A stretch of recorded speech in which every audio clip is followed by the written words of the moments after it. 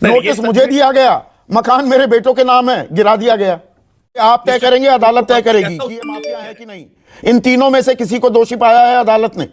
No brief for a mafia. कोई gangster है, कोई हत्यारा है, कोई दुर्दांत अपराधी है, अदालत तय करेगी और सख्त से सख्त फांसी देनी हो, उम्र कैद, सारी उम्र सड़े ये जेल में। पर आप तय करने वाले कौन होते हैं? मैं बिल्कुल सीधा पॉइंट ब्लैंक आपसे पूछ रहा हूं। आपके कितने विधायक हैं? उत्तर प्रदेश बताइए तो, मेरे को नहीं पता, मुझे मेरी रिसर्च कंप्लीट नहीं है। हमारे पास उत्तर प्रदेश में लगभग 280 के आसपास में विधायक, उसमें 42% के आपराधिक मामले दर्ज हैं उनके खिलाफ।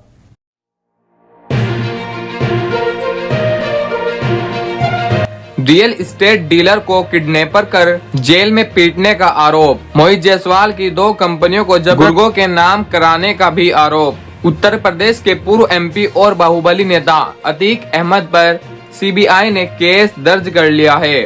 उन पर दिसंबर 2018 में रियल एस्टेट डीलर मोहित जायसवाल को किडनैप, जेल में लाकर पीटने का आरोप है। तो राकेश, बड़ा सवाल सीधा है, ये जो बुलडोजर इंसाफ करने चला है, ये माफिया के खिलाफ कार्रवाई है या ये अवैध निर्माण के खिलाफ कार्रवाई हो रही है? नहीं, इन दोनों कार्रवाइयों को आप अलग अलग ढंग से क्यों देख रहे हैं? ये दोनों कार्रवाइयां एक दूसरे के साथ पूरकपंथी है। कोई भी माफिया बनता ही इस प्रकार की कार्रवाइयों के साथ है। अवैध प्रकार से कब्जा करना, इलीगल तरीके से कंस्ट्रक्शन करना, बेनामी संपत्तियां इकट्ठा करना, अपराध में इनका उपयोग करना, ये सारी बातें परस्पर आपस में जुड़ती हैं और इसीलिए जब ये कार्रवाई होती है तो इसके परिणाम भी उसी प्रकार से दिखाई पड़ते हैं। अदालत ने दोषी करार दिया है। जफर अहमद के खिलाफ एक भी मुकदमा दर्ज नहीं है। गलत जानकारी तो नहीं दे रहा हूं? मामला दर्ज है कोई?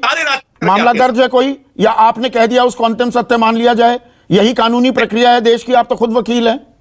नहीं, कानूनी प्रक्रिया के तहत ही वहां बुलडोजर चला है। अगर जफर साहब को बहुत समस्या है तो मैं तो उनको आग्रह कर रहा हूं कि वो समाजवादी पार्टी के कई सारे लीगल सेल के बड़े वकील जो जिनको बहुत पेट में दर्द हो रहा है, उनकी मदद लेकर के। नहीं, मुकदमा दर्ज नहीं है ना? हाँ या ना? मैं एक सिंपल सी तो बात पूछ रहा हूं राकेश भाई। मुकदमा दर्ज नहीं है, ये आपने आरोप लगा दिया।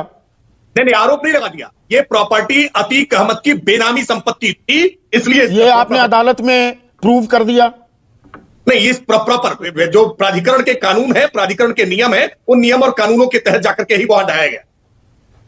दूसरा जो ये मामला है, सफदर अली, वो तो कह रहे हैं ये मेरा मकान ही नहीं है, गिरा दिया। नोटिस मुझे दिया गया, मकान मेरे बेटों के नाम है, गिरा दिया गया। सीबीआई ने अतीक अहमद समेत 17 अन्य आरोपियों को भी इस मामले में आरोप बनाया है। लखनऊ के बिल्डर मोहित जायसवाल ने अतीक अहमद के खिलाफ न सिर्फ जेल में पीटने बल्कि 2 कंपनियों को हड़पने का भी आरोप लगाया था और इस बाबत शिकायत भी दर्ज कराई। कार्रवाई है, मतलब अवैध निर्माण के खिलाफ कार्रवाई है, ये माफिया के खिलाफ नहीं है। मैं यही तो जानना चाह रहा हूं। ये माफियाओं का इलीगल कंस्ट्रक्शन है। अच्छा, माफियाओं का इलीगल कंस्ट्रक्शन है, तो कानून आपको माफियाओं के इलीगल कंस्ट्रक्शन को ध्वस्त करने की इजाजत देता है और बाकी जो अवैध निर्माण किए हुए हैं उन्हें ध्वस्त नहीं किया जाएगा। बिल्कुल, इलीगल कंस्ट्रक्शन सब ध्वस्त किए जाएंगे, लेकिन माफियाओं को जिससे ऊर्जा मिलती हो, ताकत मिलती हो, उनका आर्थिक साम्राज्य चलता हो, दहशत का वातावरण जहां से बनाते हो, ये आप तय करेंगे, अदालत तय करेगी कि ये माफिया है कि नहीं। इन तीनों में से किसी को दोषी पाया है अदालत ने। इन तीनों ही व्यक्तियों का संदर्भ क्या पूरा जो संबंध है वो पूरी तरह से माफिया अतीक अहमद के साथ है। अतीक अहमद की बेनामी संपत्ति ये अदालत में प्रूव करना होता है। ये हमारी यही हमारी दर्ज है। देखिए, मैं यहां पर I am holding no brief for a mafia. कोई गैंगस्टर है, कोई हत्यारा है, कोई दुर्दांत अपराधी है, अदालत तय करेगी और सख्त से सख्त फांसी देनी हो, उम्र कैद, सारी उम्र सड़े ये जेल में। पर आप तय करने वाले कौन होते हैं? मैं बिल्कुल सीधा पॉइंट ब्लैंक आपसे पूछ रहा हूं। ये कानून सम्मत कार्रवाई ही कर रहे हैं और इसी वजह अच्छा, से एक चीज बताइए, मतलब एफआईआर है, अतीक अहमद की सारी प्रॉपर्टी ध्वस्त कीजिए ना, मैंने उनका जिक्र ही नहीं किया। मैं एक लाजर सवाल पूछ रहा हूं राकेश, आपके कितने विधायक हैं?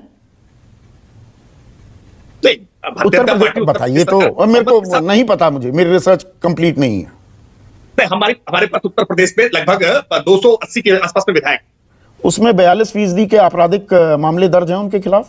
आंदोलन करने पर भी दर्ज होता है, उसको क्या आप आपराधिक मामला मानते हैं? अगर एफआईआर दर्ज करवाने के लिए ही अगर हम करने पर बैठते हैं, यही कानून की परिभाषा अब राजनीतिक दल और सरकारें करने लगेंगी कि अदालत करेंगी? नहीं, मैंने इसीलिए कहा ना, अब योगी आदित्यनाथ के खिलाफ मुकदमे दर्ज है, केशव प्रसाद मौर्य के खिलाफ मुकदमे दर्ज है। आप पहले ही समझ गए मैं अगली चीज क्या करने वाला था।